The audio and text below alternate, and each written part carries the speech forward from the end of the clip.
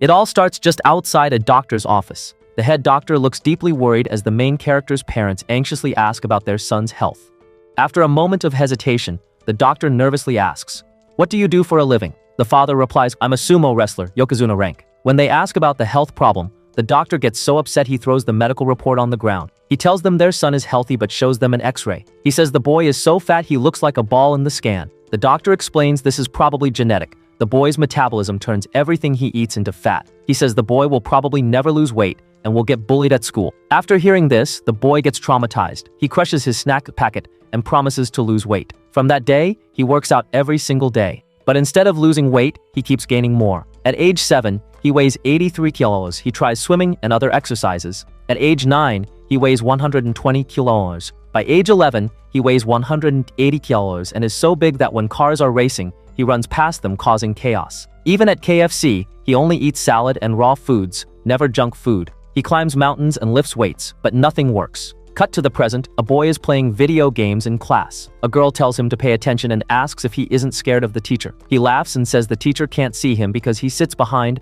the protector of all men, Big Daddy Shin Tian. The main character is now 16 years old and weighs 420 kilos. He's so big he covers half the back of the classroom. Students behind him just relax because they can't be seen. The main character thinks that even though the doctor said he'd be lonely, he actually has friends. Students call him Big Daddy and pay him money to protect them from bullies. They see him as their protection. A guy gives him a Snickers bar and asks him to sit in front during the next class. The main character says he's on a diet and will only drink bitter melon juice or celery juice. The guy says he already prepared those drinks. While drinking, the main character feels annoyed. He thinks he sees them as friends, but they see him like a daddy.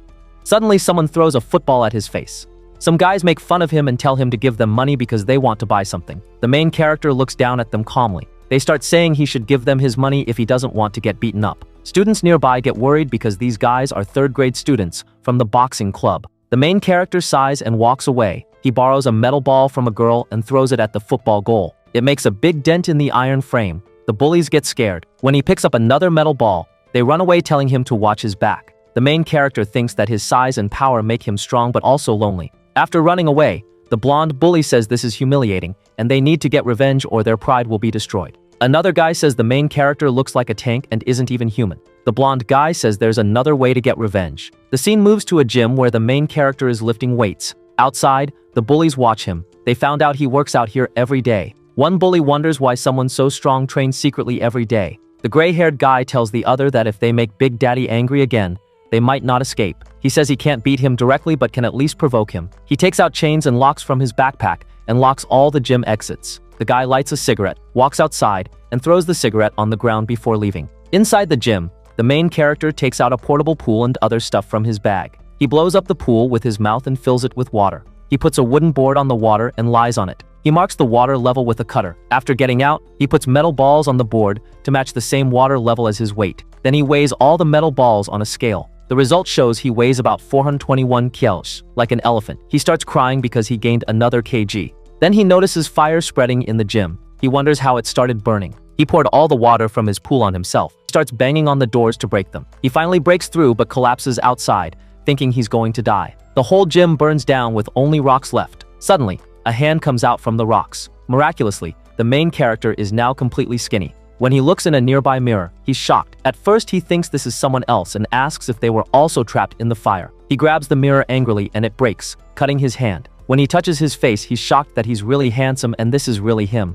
He hears police cars and fire trucks coming. He realizes he's completely naked at a fire scene and can't be seen like this. He finds a flag to cover himself. The scene moves to city streets where people are walking. The main character runs past two girls who, instead of getting angry, are amazed and surprised. He passes old ladies dancing on the street who also fall in love with him. A man on a phone call in his car suddenly sees the naked main character running next to his car. He crashes into a tree. He starts crying and says his viewers only want Mad Dog Manhwa videos and don't watch his other content. The main character keeps running but gets completely surrounded by girls and women. He wonders if this is the highest level of male attractiveness.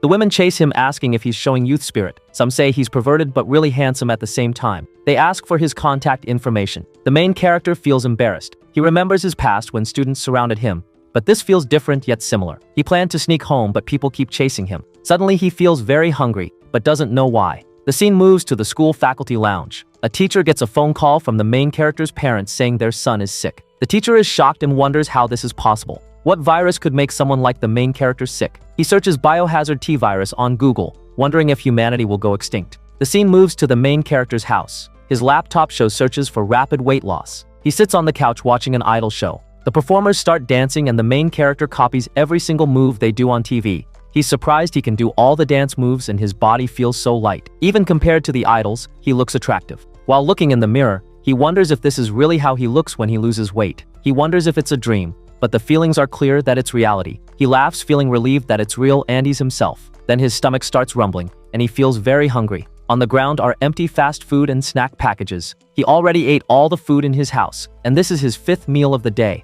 The scene opens outside a hospital. Inside, the doctor can't believe the main character looked different yesterday. He points at him and asks if this is really the same person. The main character says yes. The doctor says he feels challenged and orders a full body checkup including height and CT scan. After 2 hours, the results come out and the doctor is in disbelief. He tells the main character that his blood pressure, cholesterol, and every protein level are all normal. Everything is at the median level. The doctor says if he hadn't seen the main character's medical history himself, he would think he's being tricked. But he has to say the main character is totally healthy. So healthy, it's unreal. The main character asks if this is good or bad. He lost all his weight overnight and keeps craving food. He spent $3,800 on this checkup just to learn he's healthy. The doctor says what does he expect? In 2 hours, the main character has made his 40 years of medical experience useless. Half an hour later, the main character walks on a crossroad thinking his checkup was useless. Ever since the night he was burned, he keeps feeling hungry. He looks at 2 girls but is actually looking at a roll in one girl's hand. He feels so hungry like there's a black hole in his stomach. As he keeps walking, he notices food in every person's hands. He feels hungrier and hungrier. The hunger gets so bad he starts running and drooling from his mouth. He thinks he's so hungry his stomach is eating itself. If this continues, he might lose his mind and become a cannibal. To stop his hunger, the main character went to BFC restaurant. The girl asked him what he would like to order. The main character slammed his hand on the counter and said to give him all the food the store has and double the servings for each item. Then he went to a different store and asked them to give him whatever food they have in their store. He moved to another store where he ate all the food, then went to a different store where he also ate all their food. Finally, he arrived at his home. He was full and had also collected as much food as he could for later. Then the main character remembered his past when he was eating a burger. He asked his parents what it was and said it tasted so good. His mother replied that as long as he was happy, it was fine. The main character's father stood up and came near to him. He said the main character had to remember its name. It's called junk food. In the present, the main character started crying, saying that he hadn't eaten junk food ever since that day. In order to lose weight, he ate only vegan food for 10 years. He kept crying, saying that he missed his junk food so much. After some time, the main character was sitting and wondering. He was full right now and had stored more food for later. Based on his appetite from earlier, he probably had enough food to last a few days, but it was barely enough to last a single day. Feeling sad, the main character poured Chinese medicine for weight loss and grabbed the jar. He thought that when he was fat, he was too afraid to eat anything. Now that he's skinny, his appetite has increased nearly 20 times. The only way was to use some unproven Chinese medicine and hope it would relieve his hunger. As he held the jar for too long, it became too hot. Suddenly, the jar slipped from his hands, making all the liquid fall on himself. He was shocked that he only let go of the jar because he heard water boiling. After getting soaked, he realized he didn't feel any heat. What was even weirder was that the jar was not on the stove, so how did the water boil? As he looked at his hand, he took his body temperature to check. When he touched the thermometer, it exploded. Then he grabbed a barbecue thermometer. He was really shocked to see his body temperature, which was 230 degrees Celsius. After that, the main character took 3 days off to run tests on his body and discovered 3 major changes. His height shrank from 220 centimeters to 187 centimeters, and his weight dropped from 480 kilograms to 62. His appetite became 20 times larger, and his basal metabolic rate skyrocketed. After eating, his hands turned scorching hot, rapidly burning calories. If he didn't eat, extreme hunger kicked in, and his hands continued heating up uncontrollably. His body had also become completely immune to heat. Then he got a notification on his mobile phone about very high maintenance costs. After a week, the main character finally went to his school. 2 guys were having a conversation about Big Daddy, then they suddenly got surprised after seeing something. One guy was sad, thinking that Big Daddy hadn't come to school yet. But he got surprised after seeing that everyone on the balcony was looking at a slim and handsome person. The main character thought that this is what happens when a person becomes good-looking. All the women are attracted and men are amazed. Unfortunately, they asked the main character who he was. In the end, nobody recognized him. The main character got frustrated, thinking that he just wanted to die. He felt defeated because when you want to show off after losing weight, but nobody notices, it hurts. Then someone called out, saying, "Wait, are you?" As he turned around, it was a girl. She said, "Could it be you are the guy from my dream last night?" After hearing that, he got frustrated and said he was Big Daddy Shin Tian. This shocked everyone. They didn't believe him, so he started telling them all the things they had faced in the past, about getting bullied and one guy getting ganged up on by 17 men. Then he told all the other students their secrets. After that, they believed him and said it was really Big Daddy Shin Tian. All the girls fell in love with the main character because he had become so handsome. The girls started calling him daddy. The other boys started crying, saying that all the girls were gone now and they were going to be single from now on. In the classroom, the teacher told everyone that Big Daddy was back. The whole class was happy after the main character's arrival. The main character went to his seat. As the lesson started, the guy behind the main character took out his monitor and controller and started playing games. The girl behind that guy started dancing. All the students at the back started doing their own things instead of studying, but there was one student who was frustrated. But this time was different. The girl next to the gamer boy told him to pay attention to and asked if he wasn't scared of being caught by the teacher. He said, "Who's going to catch me?" That teacher can't catch him because he's sitting behind the symbol of freedom, the class guardian, Big Daddy Shin Tian. But he forgot that the main character wasn't in his huge form anymore. He was also slim and short now. As he made eye contact with the teacher, the other students quickly got back to their seats and acted normal. Then they started crying, saying, "Why did this have to happen? It's like some woodcutter cut down their freedom and home." One girl started crying that she wasn't allowed to dance at home, and this was the only place she could chase her dream. Then the main character looked at her and waved. As she was crying, she started saying that the main character was so handsome. During the afternoon break, the same guy from earlier was standing there. The blonde-haired guy told him that Big Daddy Shin Tian was back and asked if he would kill them.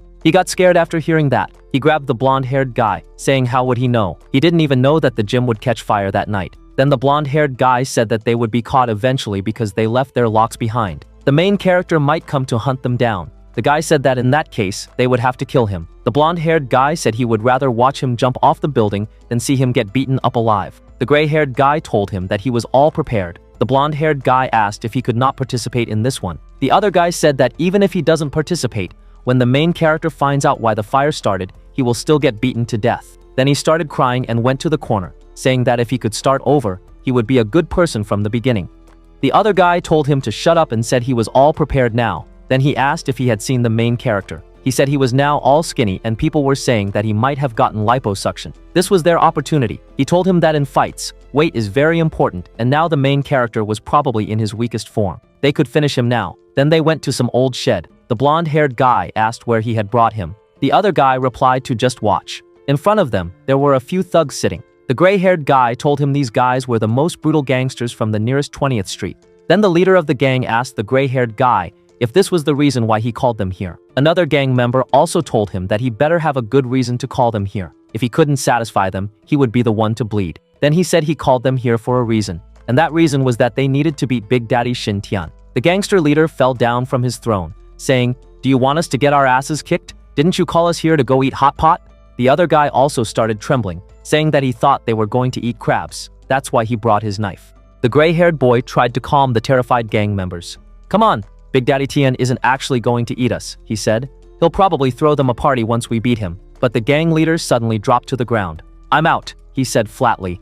"This whole thing is a scam." The reluctant member explained that fighting Big Daddy Tian would set him up for life financially, but he had encountered the legendary fighter before when Tian was defending a bullied student. During that encounter, Big Daddy Tian had grabbed him and broken his arm, leaving a lasting impression of terror. Another gang member with a knife became distressed at hearing Big Daddy Tian's name, and the group began crying, saying they wouldn't risk their lives. The knife-wielding member tore off his shirt to show scars from a previous encounter, describing how Big Daddy Tian had pinned him against a wall and scraped off his tattoo. Other members joined in the crying, asking why they had to face such a cursed opponent. The gray-haired boy then showed them a recent photo of Big Daddy Tian, but the gang members initially refused to look at it. When they finally saw the photo, they were shocked to see a thin, almost frail-looking young man. The gray-haired boy explained that this was indeed Big Daddy Tian after he had been set on fire, underwent surgery, and lost significant weight. The gang fell silent, processing this dramatic transformation. The knife-wielding member asked their leader what they should do. After consideration, the leader decided they might have a chance and proposed a simple plan.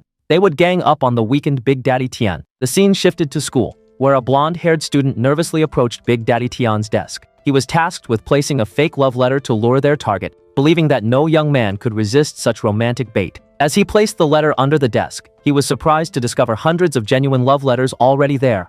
Panicking about his deception, he gathered all the letters in a bag and took them away to burn them. As he walks, he realizes he can never be a good person after doing something like this. Later, when Big Daddy Tian returned to his desk and found the remaining letter, he read it and became visibly frustrated. The contents clearly irritated him. After school, Big Daddy Tian found himself facing several thugs on the street. Despite their unpleasant looks and threatening demeanor, he showed no fear. The gray-haired gang member mocked him, saying he must not have predicted that his date with a beautiful girl was just a delusion designed to lure him there. He declared that this would be Big Daddy Tian's last day. Big Daddy Tian calmly responded that he had known it was a trap, pointing out that only someone like the gray-haired thug could write a love letter that sounded more like a challenge. Looking at the familiar faces, he asked if their skin was itching for a beating. The gray-haired member tried to boost his crew's morale, calling them seasoned killers and questioning why they were acting scared. However, the gang members were so terrified they seemed ready to wet themselves. The gang leader and knife-wielding member nervously claimed they were just out for a walk and happened to be passing by.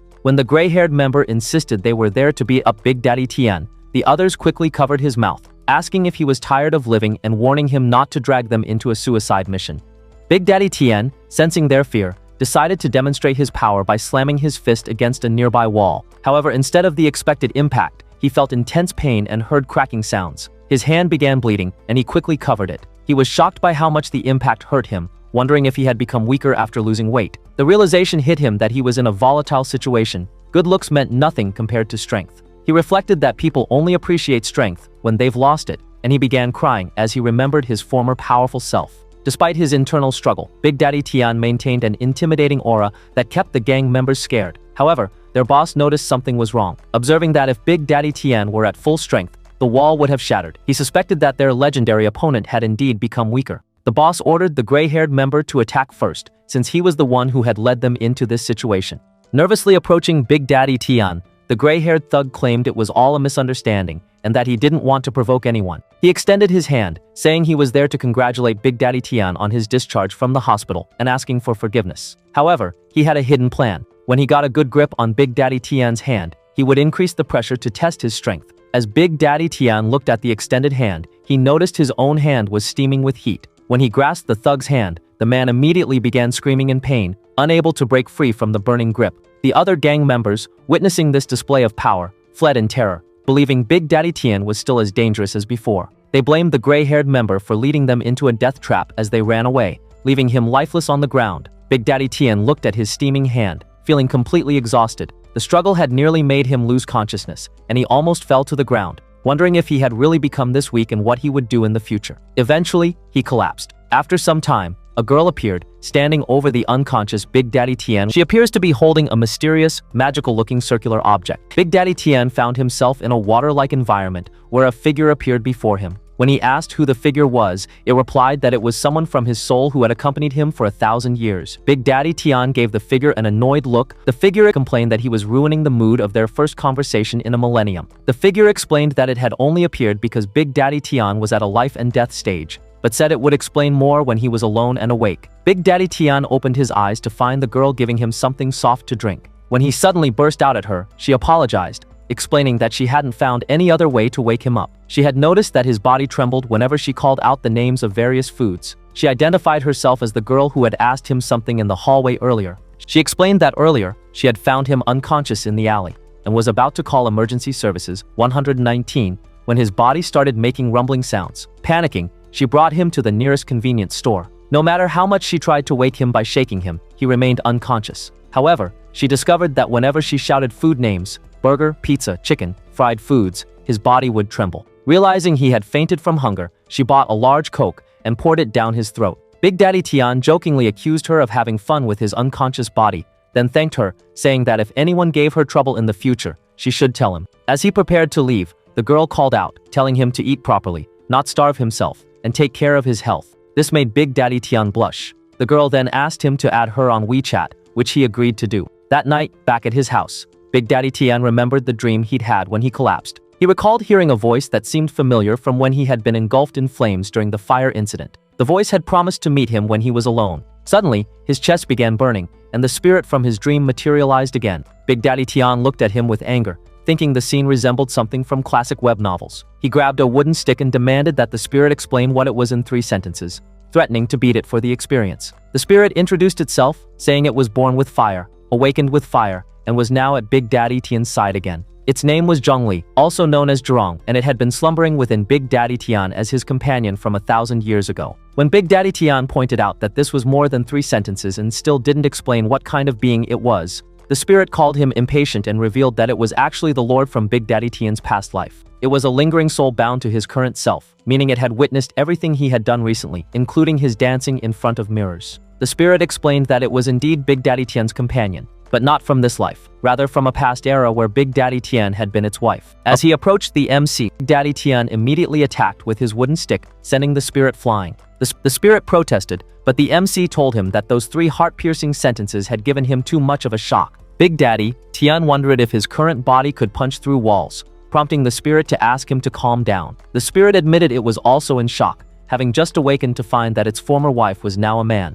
It reminisced about calling Big Daddy Tian sweetie every day in their past life. The word sweetie triggered a flash of memory for Big Daddy Tian. He saw scenes from his past life where the spirit, in human form, would bring his wife breakfast, give her monthly wages, and tell her to wake up early. The wife would tell him to get out, and he would comment on how cute her temper was. The memory continued, showing the wife waking up to meet another man who had been hiding in a wardrobe. She would hug this other man, saying she missed him, and they would kiss passionately. Seeing Big Daddy Tian's shocked reaction, the spirit asked if he remembered something about their past, noting that while his past life had nothing to do with his current one, the memories were still significant. Big Daddy Tian wondered why he suddenly felt pathetic. The spirit began explaining what had happened. When Big Daddy Tian lost weight, his hands would sometimes feel burning hot and emit smoke because his natal flame resided within his body.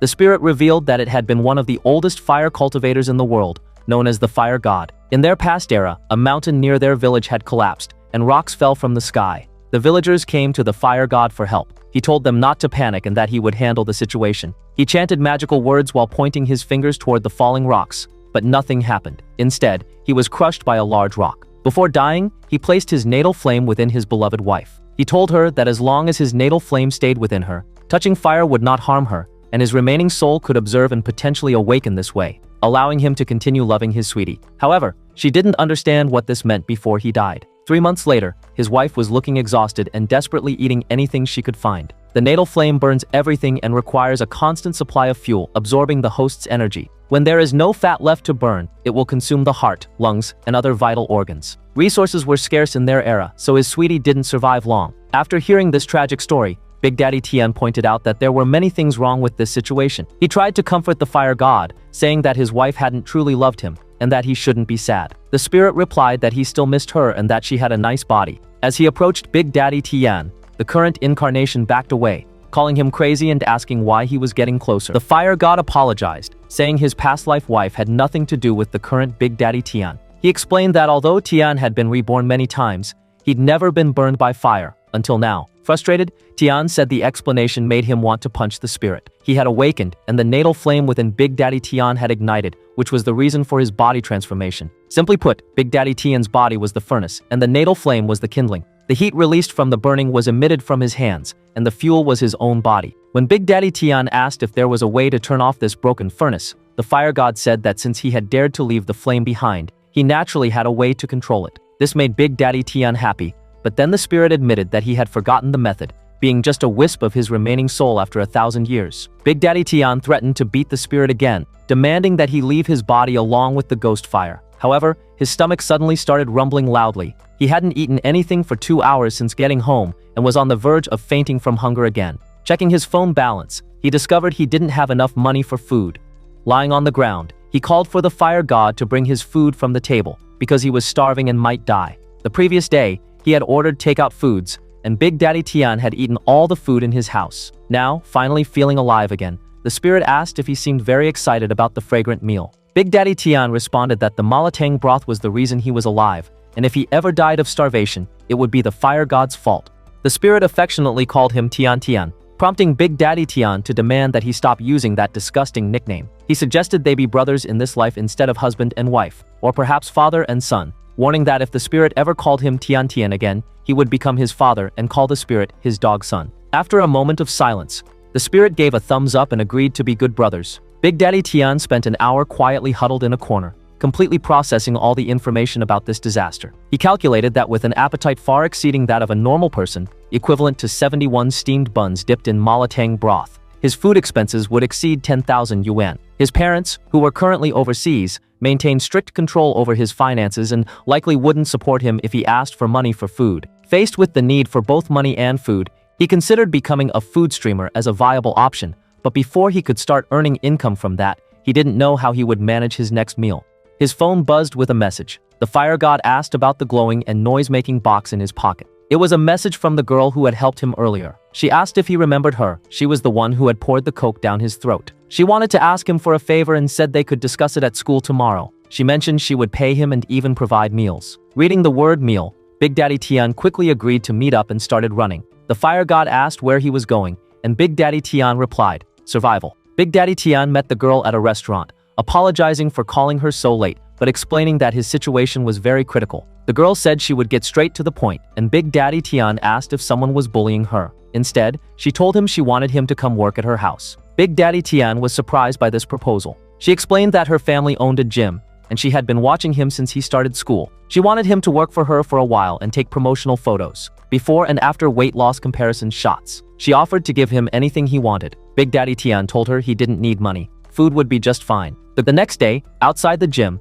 Big Daddy Tian stood next to a poster showing his previous appearance alongside his new look. A crowd of people had gathered outside the gym, and the girl was shocked, having never seen so many people. It looked like all the women in the area had gathered there. Looking more closely, less than half were actually inquiring about signing up for gym memberships. The other half were simply drooling over Big Daddy Tian's appearance. One girl asked if Big Daddy Tian could be her personal trainer. He responded that he wasn't quite ready to be a coach, but would do his best. After she signed up, the girl rushed to fill out the registration form, saying she would sign up for a 3-year membership. Another girl asked if she could touch his chest muscles because she needed to understand the fitness results, blushing as she spoke. He pulled her into his arms, making her blush. Big Daddy Tian found this familiar. Having experienced similar situations before, it reminded him of how boys at school would throw themselves at his chest and call him daddy, except now it was happening with girls. The girl rushed to the registration desk, declaring she would sign up for a 5-year premium membership. By noon, the gym owner asked Big Daddy Tian what he wanted to eat,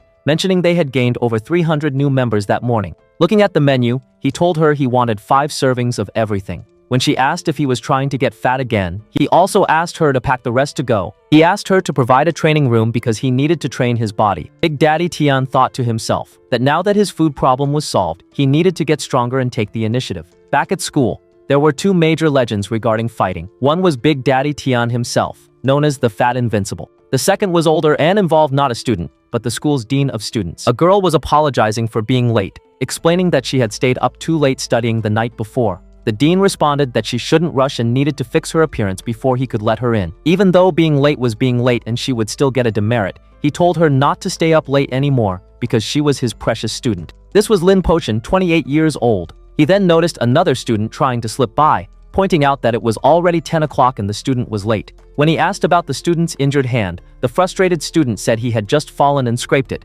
asking to be let in. Lin Pochen observed that it wasn't a scrape but a burn, asking how it happened and telling the student not to lie about it being from a fight. With a creepy expression, he said it looked like someone had hurt his precious student. The scene shifted to an exam room where students were taking a test. Among them was a student who looked like a gangster, and he was cheating. When the exam teacher spotted him and asked him to hand over his cheat sheets, the student responded aggressively, asking who the teacher thought he was and grabbing the teacher's collar. The teacher calmly repeated his request while gripping the student's hand. The student was shocked to find that the teacher's grip was so strong he couldn't break free. Frustrated, he threw down his exam sheet, declared the exam was worthless, and said he would meet the teacher outside as he left. The teacher simply watched him go. It turned out that this cheating student was the brother of one of the gang members. After school that day, the gangster arrived and asked if the teacher was the one who had confronted his brother. When the teacher confirmed this, the gangster suggested they go somewhere else rather than shed blood at the school gates. However, things didn't turn out as the gangster expected. By the time students witnessed the incident and called the police, the scene they arrived at was shocking.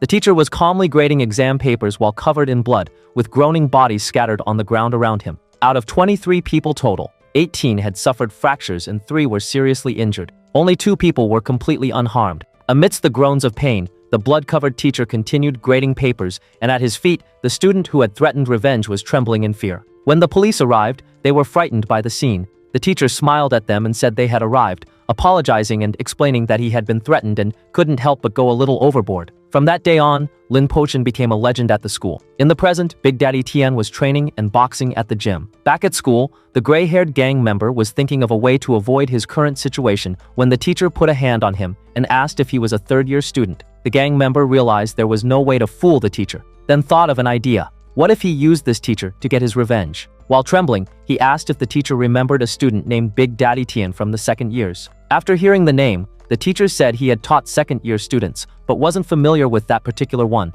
though he had a slight impression of someone chubby. The gray-haired gang member became excited. The gang member then said he was just asking casually, but mentioned that his hand was really burned, and it was by someone with the same name and surname but the opposite build. He claimed this person had threatened him, pretended to shake his hand and burned him unconscious with something he had concealed. He began crying, saying he was terrified and that just thinking about it made him tremble. He claimed he hadn't been able to do homework for days because of the trauma. The teacher told him it was all right, not to worry about the homework, and that he would talk to his homeroom teacher. As the gang member was leaving, the teacher called out, asking him to help find this Big Daddy Tian. Back at the gym, Big Daddy Tian was exhausted from exercising. The spirit proudly said to the MC, "Look at your current physical condition. It's incredible. No back pain, no leg pain. You can throw hundreds of punches without even getting winded. That's because my life flame burned away all the unnecessary, unreasonable parts of your body. My dear, your physical condition now stands far above that of your peers." Daddy Tian mentioned that he had taken a week off to adapt to his part-time job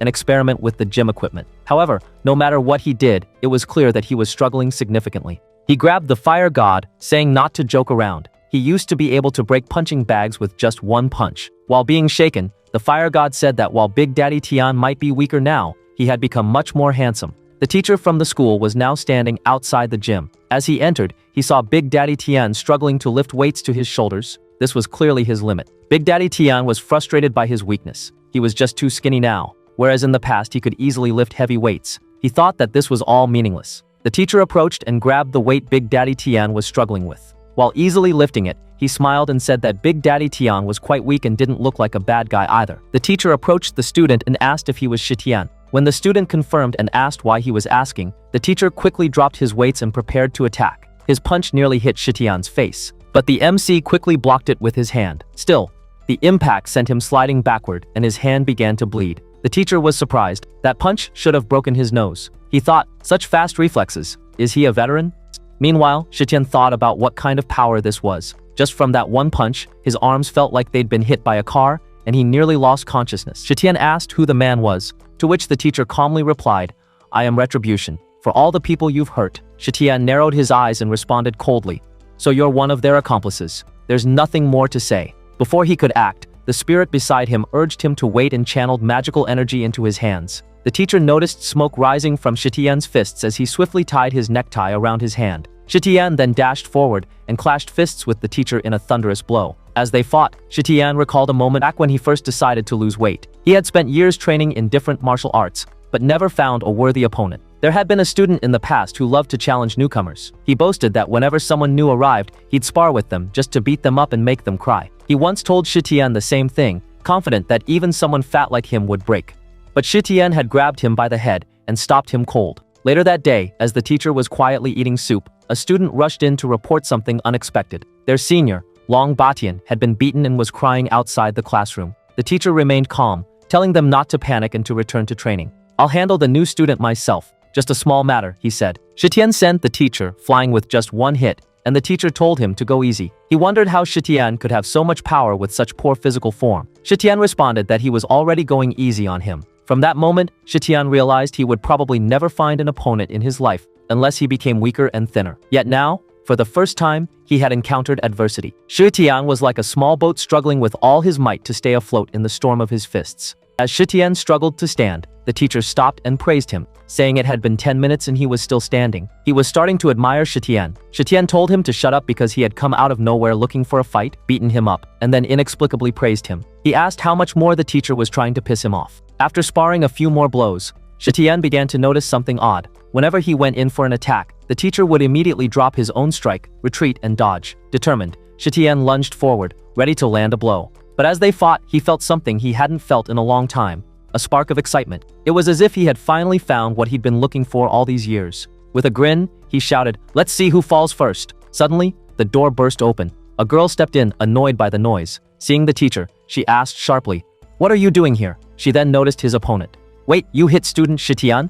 But he's so handsome." The teacher froze. Student? He was stunned to learn that Shitian was enrolled at the school. Later, the teacher approached Shitian and apologized. "I trusted the wrong person. This was all my fault." Shitian crossed his arms and said, "You hit me 26 times. Can I punch you once?" This shocked the gym girl. The teacher told him to go ahead and prepare himself.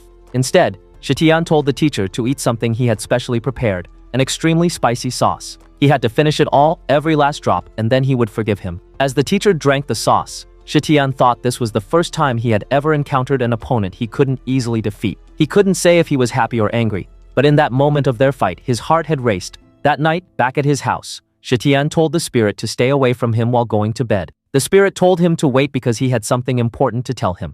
The spirit explained that when Shitian was fighting, his hands were lit by fire. This was the first time in 1,000 years that he had tried to manipulate flames. Because of that, he realized he had recovered some of his memory and powers. He had noticed 3 things. First, he had figured out a way to restore Shitian's body to normal. Second, the teacher and the girl were both suspicious. He noticed the girl possessed something a mortal shouldn't have, and regarding the teacher, his aura, the spirit still remembered quite clearly. During dinner, when he was near the teacher, he heard him muttering, "Lin Po Tian, you are still as irritable and impulsive as ever. You don't deserve to be called." The spirit felt like the teacher's aura wasn't human at all. When Shitian asked what he meant, the spirit responded that there was an ultimate secret in this world. Even though he was deified and ruled over all people in his previous life, he wasn't satisfied. He was full of curiosity about the unknown world beyond. The spirit recounted how in the past, when he was sitting alone, his wife came and told him to go on an adventure. For 3 whole years without any questions, he went on an adventure in his chariot of fire. Shitian thought that in 3 whole years, she probably had fun with the whole village. The spirit said that when he eventually returned, he had discovered earth-shattering secrets. He kept going north, never looked back, and yet came back with knowledge. Shitian was disappointed and quickly ran off, grabbed a book from the bookshelf, and hit the spirit with it, telling him to screw off because he was going to bed. The spirit asked if he was interested in his wife. As Shitian was leaving, the spirit said he would get straight to the point. Back then, he had witnessed many strange races, plants, and animals. He had compiled and organized them and wrote 7 medicinal formulas for warming the spirit and nourishing the soul. The spirit remembered one formula. Since he was just a wisp of a soul, if he could get this formula right, he might be able to recover more of his memory. Perhaps he could eventually recall how to control flames. The formula ingredients were ginger, garlic, Sichuan pepper, and chili. Regarding the teacher and the girl, the spirit explained that the girl had something like a compass. He had been observing for a long time, and there were spiritual fluctuations within it. Perhaps it was a family heirloom, or perhaps she had obtained it by chance. In any case, it wasn't something an ordinary person should have. As for the teacher, he was indeed not human. He himself was a wisp of a soul, and the aura around the teacher was one of near madness. Those who possessed such an aura were definitely not human. He was probably some kind of monster lurking among humans. The scene shifted to show the teacher with a photo frame and joss sticks. The teacher was apologizing to the photo, saying he had come to chat with his old friend again today. He had hurt a student and had done wrong. Looking at the photo, he said he couldn't be like him. It was so hard learning to be human. The next day at school, the gray-haired boy was getting beaten by the teacher. He was apologizing for lying. The teacher said he shouldn't have lied, but he had promised someone that he would protect all the students there, and the boy was one of them, so he could only forgive him. He grabbed the boy and told him never to lie again, then left, saying that if he ever did that again, he would break his nose and arms. Elsewhere in the school, girls were blushing and screaming over Shitian when the teacher called him. Seeing both of them together, students started gossiping, saying the 2 biggest legends were meeting each other and wondering if something had happened. Shitian asked why the teacher was there. He said he figured school would be almost over, so he came to find him. He asked if Shitian would like to take a walk with him outside in the bamboo garden. Shitian remembered the spirit had told him the teacher must be some kind of demon. As Shitian glanced at him, the teacher asked if he was wary of him, saying there was no need for that. Shitian wasn't this tense when they ate together a few days ago. From the look on his face, the teacher guessed the spirit behind him had told him everything. They were both shocked, thinking the teacher could sense the spirit. Shitian confirmed this was right. The teacher responded that this was why his hands had caught fire, and now it was much easier to communicate. He told Shitian to tell the spirit that he had no ill intention toward him and the other students. The teacher explained that this area used to be a bamboo forest before the school was built. Now only a small patch remained. He told Shitian that he wasn't human. This was where he was born. He was a bamboo spirit who had cultivated for 1,000 years to achieve human form. He had spent countless days there until he finally gained sentience. However, that very night, heavenly tribulation struck him with lightning. The forest was burned down to this small patch, and he was mortally wounded, reverting to his true form. Then someone took him home. The scene showed the teacher planting a bamboo tree. A passing worker asked what he was planting. It looked all broken and tattered. He responded that it was a piece of bamboo. Yesterday there had been a fire nearby, and he had picked it up from there. He hoped it would survive. From that moment, the bamboo stayed there, growing with nutrition and water supply. A boy tried to impress a girl by writing both their names on the bamboo with the leaves. Another boy shot a football that went flying directly at the bamboo, hitting it. After that, the bamboo vowed that once he could move, he would kill all of them. Later, a guy pressed his cigarette on the bamboo leaf. A nearby student spotted them smoking and nervously asked what was wrong. They looked down while smoking. The guy gave him a scary glare, which made him scared. Another guy said that if he ever dared tell anyone about this, he would get beaten up. This guy in front of them had put 52 people in the hospital this year alone, which made the student scared. The bully warned him not to tell anyone. It was all because of the new teacher who had recently transferred there. That morning, their smartphones were confiscated because they were caught skipping class and playing games in the bathroom. The teacher actually went around inspecting the student bathrooms, and they had to write a 5,000-word essay. Yesterday at lunch, this bully had asked a boy to treat him to lunch, but he got caught. This time it was an 8,000-word essay, and the teacher forced him to apologize to that kid. The bully said the teacher had made them all crazy, and they were furious. He suggested the student go away if he didn't want to get beaten up. Then the leader told him to leave the student alone, and they should head to class. Otherwise, they would get caught again. The subordinate thought this was so humiliating. He asked if that wasn't the bamboo planted by the teacher, and said next time he would pour boiling water on it. Later, the teacher was taking care of the bamboo, thinking about why he couldn't raise the bamboo well. After staying silent, the bamboo suddenly snapped, saying he was seriously angry and shouldn't be talking, but even if it cost him his cultivation, he had to speak. The teacher wondered where that sound was coming from and if the bamboo had just talked. The bamboo responded, saying not only could he talk, he could be the teacher's father too. The bamboo then said the teacher was insane for picking him up and planting him there, surrounded by sycamore trees. He was the only bamboo there, practically being ridiculed by everyone who passed by. The bamboo spirit began explaining that most of the people who had hurt him were actually the teacher's own students. Furious, the bamboo demanded to know how many students he had wronged, saying, "He messed with them and they messed with me."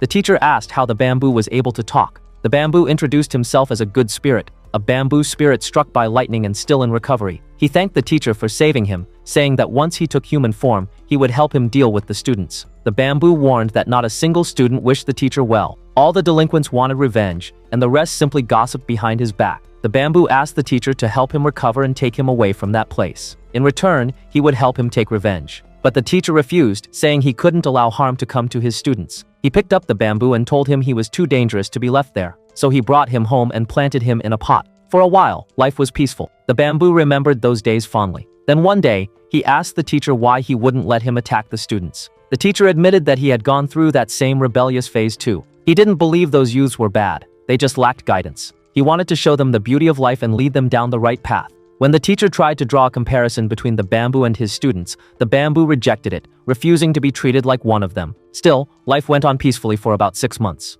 But the bamboo realized too late that he had made a mistake. Being a newly formed spirit struck by lightning made him vulnerable and a prime target for cultivators. He shouldn't have stayed with the teacher. One memory stood out. The teacher had been sitting next to the bamboo, eating watermelon. The bamboo asked him to pour some juice on his leaves so he could feel the human sensation. As he was about to do it, a knock came at the door. When the teacher opened it, it was a group of delinquent students. He asked them why they were there and noticed something was off about their eyes. Before he could react, they shoved him aside and attacked. The story then flashed back to an earlier scene. Outside the men's restroom, a few students loitered while 3 delinquents inside were smoking. They complained about how the teacher kept catching them and how their disciplinary scores were dropping. At this rate, they wouldn't graduate. As they discussed their frustrations, someone entered the restroom. He wasn't a student they recognized. The group warned him not to enter while they were smoking, but the stranger ignored them. Angry, one of the delinquents tried to grab him, only to be stopped by a single finger. His hand went numb. The man, calm and composed, said that their violence stemmed from a lack of education.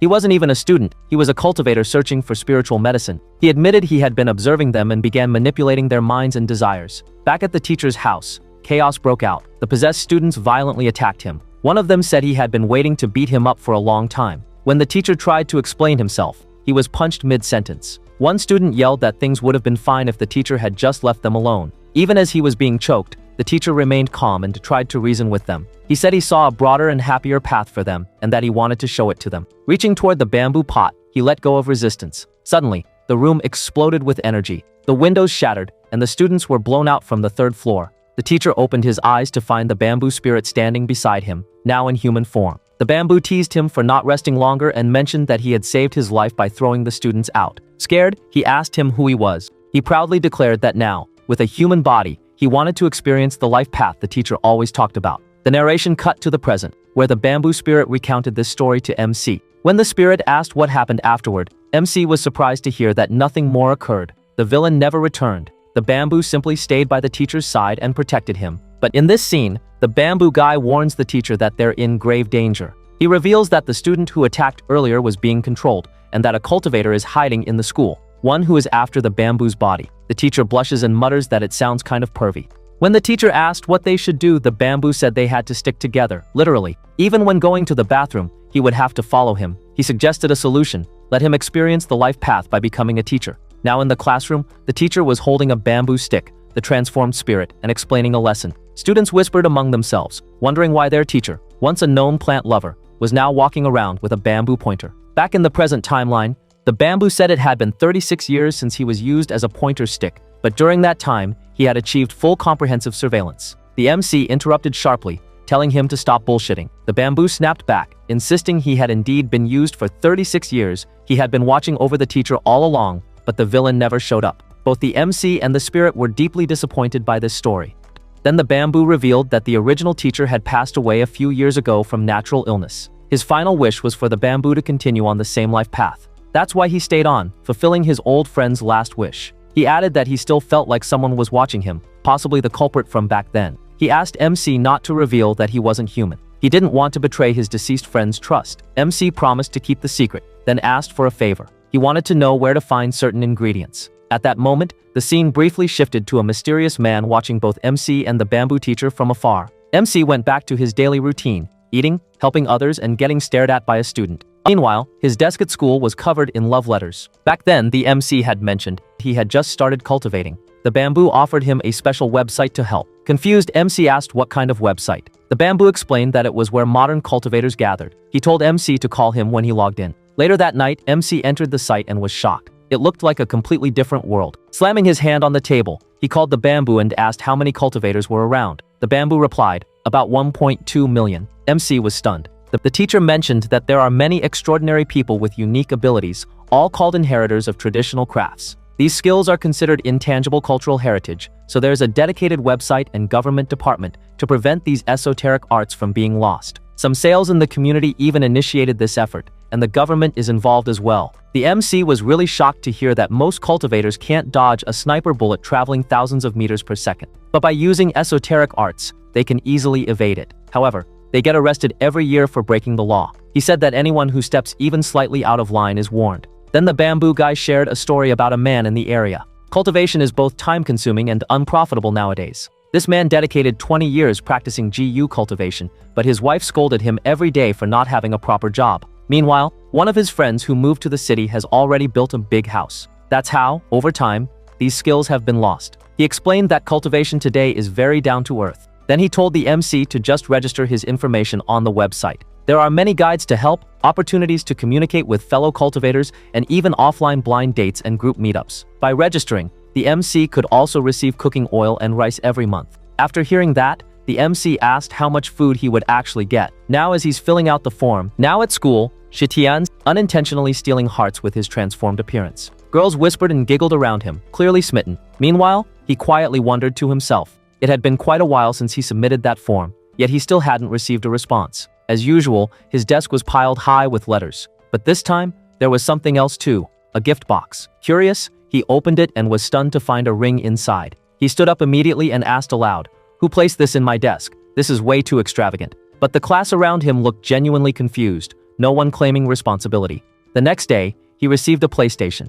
The day after that, a heart-shaped box of chocolates. Then came a graphic card, and by the 5th day, another mysterious gift appeared. At this point, Shitian was completely overwhelmed. These weren't just ordinary fan letters. Someone was clearly going all out. Nervous, he realized he needed to find out who was behind this. Yet, not a single note had a name attached. That evening, Shitian brought all the gifts and letters back home. The spirit inside him, curious, asked what he was doing. Shitian replied that he was reading through all the letters. He couldn't bring himself to throw them away because, despite how ridiculous some were, people had written them with genuine feelings. He explained that the letters mostly fell into 3 categories. First, those who wanted tips on weight loss. Second, those who bizarrely referred to him as their father. And lastly, those who clearly had impure motives. Especially the third kind. It was as if they wanted to reach out and touch his face through the paper itself. Irritated, Shitian shouted that none of the letters mentioned anything about sending him the gifts. The spirit said he was jealous of the MC. Shitian, not having it, slapped the spirit in the face. Trying to calm things down,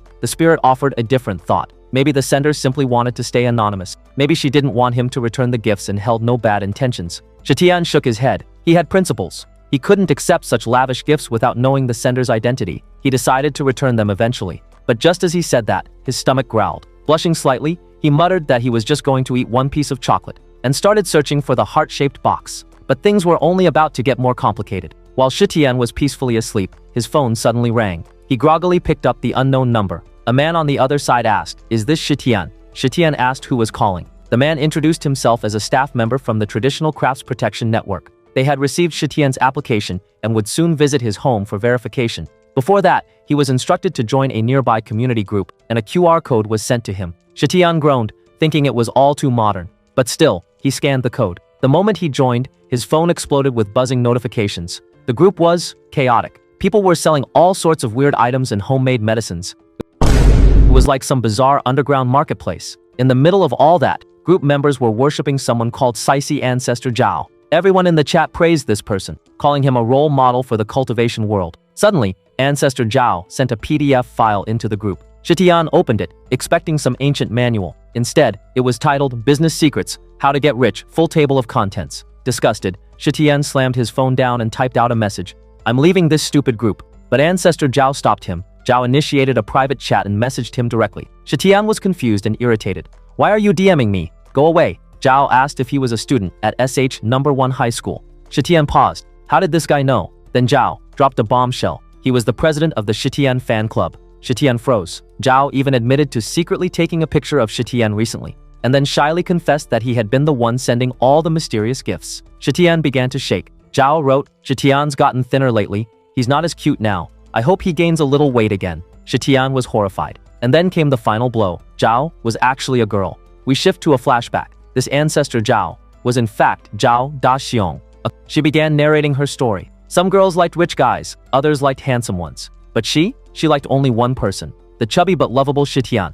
Growing up, Chao was a terrible student. She always scored 0 on her exams. Despite studying hard, she just couldn't make it. One day, her father barged into her room, looking like Nobita's dad, out of nowhere. She thought she was about to be scolded, but her father told her there was no need. After all, no one in their family had ever passed a test. He told her to give up because failing was their family's tradition. The reason? Her headband had the word pass written wrong. Her fate was sealed, apparently. But instead of scolding her, her father pulled out a dusty scroll from a drawer. He claimed it was their family heirloom, a guide to fortune-telling so accurate, it could divine anything, anywhere. Zhao looked devastated. All she wanted was to pass her exam, not become a street psychic. But then an idea struck her. What if this could work? So she agreed to learn divination. On her next exam, she filled the answers using a mix of divination coins and prediction techniques. Shockingly, she passed. From then on, she used her cheating fortune-telling method through junior high and somehow got admitted to Shitian's high school. At the high school, a teacher sat in frustration, staring at Zhao Daxiong's exam sheet.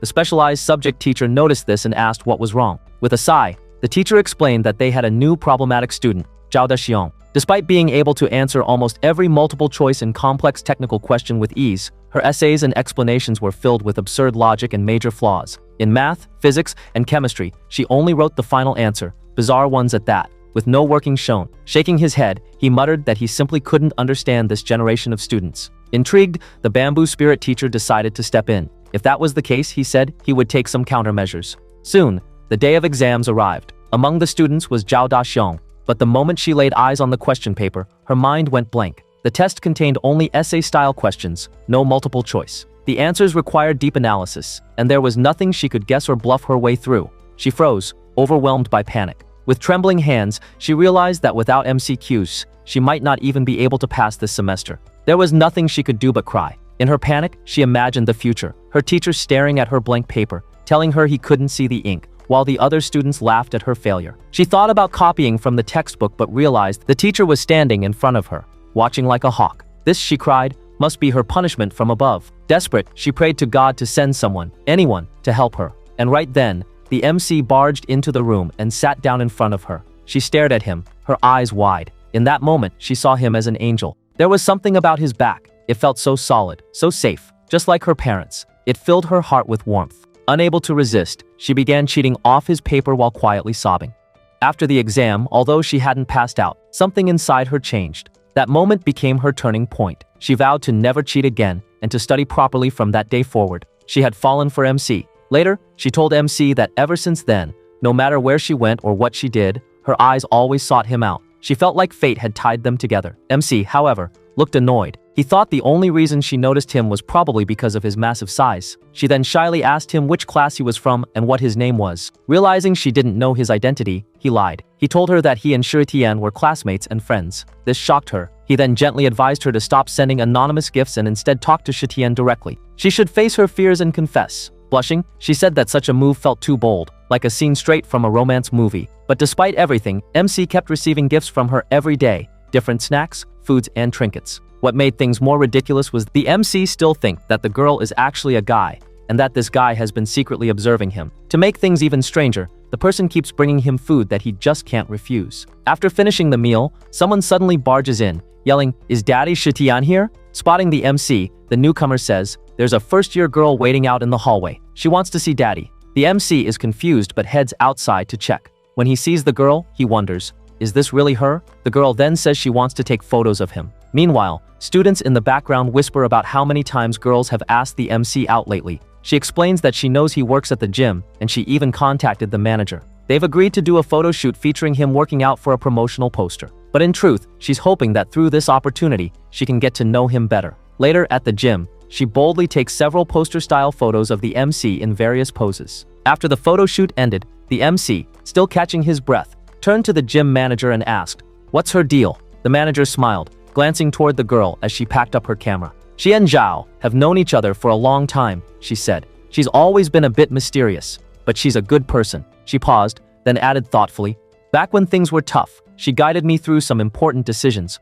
always at just the right time. That's why I carry a compass now. Sounds silly, but her advice has never steered me wrong." The scene then shifted to a different location, where an old man was sitting quietly. He was a fortune teller. Suddenly, an old woman appeared and dropped money on the table, demanding he read her love fortune. She proudly claimed to be the leader of the largest square dancing team in the neighborhood and asked whether she or her rival would win the heart of a newly retired professor named Wang. The fortune teller asked for her hand, and as he held it tightly, she flinched and pulled back, accusing him of being rough. He insisted he was performing a bond reading and needed a strong grip to get accurate results. Then he declared that her romantic luck was very low and most likely her rival would end up kissing the professor. Furious, the woman kicked him and stormed off. The old man muttered, "Crazy lady," as he stood up, only to be approached by another strange man, an odd cultivator. The old man asked if he was here for a fortune too, but the cultivator shook his head and said he was here to form an alliance. He said the woman didn't understand anything, but he did. As the woman was running toward the plaza, she suddenly froze in her tracks. Right in front of her, she saw it, the man she liked, Professor Wang, standing with her rival team leader. The two were smiling, laughing, and then, without warning, they leaned in and kissed. Her heart sank. The fortune teller was no ordinary man. He was once ranked among the top 10 cultivators, known in Jianghu as the calculus ancestor. The old man was startled. He hadn't expected to be recognized. Laughing awkwardly, he packed his things and tried to flee, not wanting to get dragged into trouble. But the cultivator chased after him, lifting his three-wheeled cart into the air. The old man demanded to know what he wanted. The cultivator explained that he wasn't from the city guard or any traditional crafts protection group. He was also on the run. He asked the old man to look into his eyes and see his sincerity. The two ended up sitting down to eat. While they ate, the cultivator remarked that he had once been incredibly skilled. He'd eaten 6 servings without issue. He asked how someone like that ended up as a fortune teller. The old man confessed. Years ago, he made a mistake. He miscalculated a divination, got caught up in an online casino scam, and lost everything, even with his divine abilities. His entire pension vanished. That's how he ended up broke and working as a fortune teller. Then he asked about the cultivator's story. The cultivator admitted that things were complicated. He wasn't even human. He was a demon who had cultivated into spirit form. To prove it, he revealed his true shape, a bamboo rabbit. Startled, the old man warned him not to show such forms in public. Someone might see. The rabbit spirit reassured him. He had already cast an illusion. No one passing by could see him. Then with a sigh, the bamboo spirit told his story. He once lived near a mountain filled with bamboo. his main food source. One massive bamboo stalk in particular was incredibly nutritious, and he had planned to eat it on his 1000th birthday. But before that day came, the bamboo itself cultivated into a spirit and flew away. The tribulation that followed caused thunder and lightning, burning the entire bamboo forest to the ground. The worst part? The bamboo spirit that escaped was too strong to defeat. For 40 years, the rabbit had disguised himself as different students, trying to observe and ambush that bamboo. But there was never an opening. He watched the bamboo spirit rise from being an ordinary teacher to the academy's director. Recently, that bamboo had even made friends with a cultivator. Frustrated, the rabbit spirit exclaimed, "All I wanted was to eat some bamboo. Is that so wrong? I stand on the side of justice." The old man told him to calm down. The rabbit nodded and said that's why he came to ask for help. If he paid enough, surely the old man would agree. He promised good food and a few thousand yuan. But the old man didn't budge. He wanted 60,000 yuan. The bamboo rabbit froze, then exploded. "Are you trying to rob me?" The rat spirit complained that the old man is charging too much. He explained that his only source of income for the past 40 years had been robbing younger students every single day, rain or shine. He'd never taken a break, yet only managed to save 60,000 yuan. Now, he was even touching his wife's savings. The old man scoffed and told him to cut that crap, he was broke too. Then he asked him to think carefully. Which was more important, his female or his bamboo food? The bamboo rat answered, the female rat. In that case, the old man asked him why he needed his help. The bamboo rat explained that the bamboo spirit has a friend, someone who seems to have the power to heat up his hands. That boy has been targeted by a female fortune teller cultivator, and according to him, their relationship follows a certain pattern. He said he hoped the old man could hold back those two students for a while, so he could have the chance to fight the bamboo spirit one-on-one. Then he added, "Aren't you interested in that girl? She's from the Zhao family, the ones you hate." The old man smirked. "Is that so, Zhao family?" He nodded and said he'd give him that assignment. The bamboo rat thought it was a discount, but instead the old man told him that for giving him this information, he'd only take off 80 yuan. The rat was furious. This food costs more than that. Meanwhile, after several hours of intense workout at the gym, the MC was finally leaving when Zhao stopped him outside. She asked if they could walk together since they were headed in the same direction. As they walked, she suddenly brought up the past, how she first noticed him during the final exams. Back then, he was quite chubby, and she admitted she was shocked to see how composed and fit he had become. She then confessed that even after he lost all that weight, she couldn't forget about him. Just as she was about to confess her feelings, the MC sensed something unusual. He told her they'd talk later, but the atmosphere around him felt off. Despite being in the middle of the city, he hadn't seen a single pedestrian for several minutes, except for an old man following them. At the same time, back at school, the bamboo rat was heading toward the bamboo teacher. But before he could get there, a female student spotted him, ran up and hugged him tightly, calling him soft and fluffy. Thinking it was a boy in a Pikachu mascot suit, the teacher scolded him and said mascots weren't allowed. He told the rat to take off the costume and come to his office. Annoyed, the rat snapped back, saying it wasn't a costume at all. Meanwhile, the MC confronted the old man following them. Zhao asked what he wanted, and the old man admitted he was impressed by the MC's powerful eyes and wanted to ask for a favor. He revealed he had been paid to stall them, and was willing to give 59,000 of the 60,000 yuan commission to the MC and keep only 1,000. He suggested they use it to shop while he finished his task. He even offered to reveal who sent him. Back at school, as the teacher was escorting the bamboo rat to the principal's office, the rat saw an opening and suddenly launched a surprise attack, throwing a flurry of punches. But he quickly realized he had missed. The teacher was no longer in front of him. Appearing behind him, the teacher calmly said that the rat had demonic energy and accused him of secretly plotting against him. The bamboo rat snapped back, saying he wasn't just anyone. "I'm your daddy, I raised you, changed your diapers, fertilized and watered you for 500 years, he shouted in rage. Without waiting, the rat lunged again, and the two clashed fists in a fierce showdown. Meanwhile, back to the MC. MC asked the old man again who had sent him. The old man chuckled and said that if he wanted to find out, he'd have to fight him. He claimed to be a martial artist, doing 50 push-ups, 5 kilometer runs, and 30 sit-ups daily, and could climb 6 flights of stairs without breaking a sweat. He only hesitated to fight because he feared it might get too bloody. Then, in an instant, the old man's body bulked up, muscles popped, and he grew several times in size, shocking the MC. The fire spirit hovering nearby muttered that the sight was nostalgic. Even Zhao could now see the spirit. The old man struck a heart-shaped pose, shadow boxed, and said he was ready to fight. The MC, stunned, asked how the old man got so buff. The spirit explained that by channeling spiritual energy into muscles, one could temporarily transform the body into any desired physique. It was an ancient technique from his time. When mastered, it was known as the Dharma body, golden form. The old man warned the MC that he only wanted to stall him for a few hours, but if he resisted, he might break some bones, especially the girls. He had something private to discuss with her. As he reached for Zhao, The MC stepped in and blocked him. The old man felt an intense heat from MC's hand. Zhao was told to back away, and she urged the MC to be careful. After the attack, the old man screamed, accusing the MC of being too ruthless. "How can you disrespect your elders like this?" he shouted. MC stood there, shocked. He had been sent flying by a single punch from the old man. This was bad. Now he realized the old man was far too strong for him to handle. The spirit explained that by focusing spiritual energy and thinking about one's strongest form, one could reshape their body. Since MC hadn't cultivated yet, the spirit lent him some of his own energy. As the old man charged, he was shocked to see that MC had already transformed. His old chubby physique had returned, but now with power. The MC easily blocked the attack. With a confident smirk, he slapped the old man to the ground. The spirit asked how it felt to be back in his old body. The MC grinned and said it felt amazing, like he'd regained his youth. Then he grabbed the old man by the leg, spun him in the air,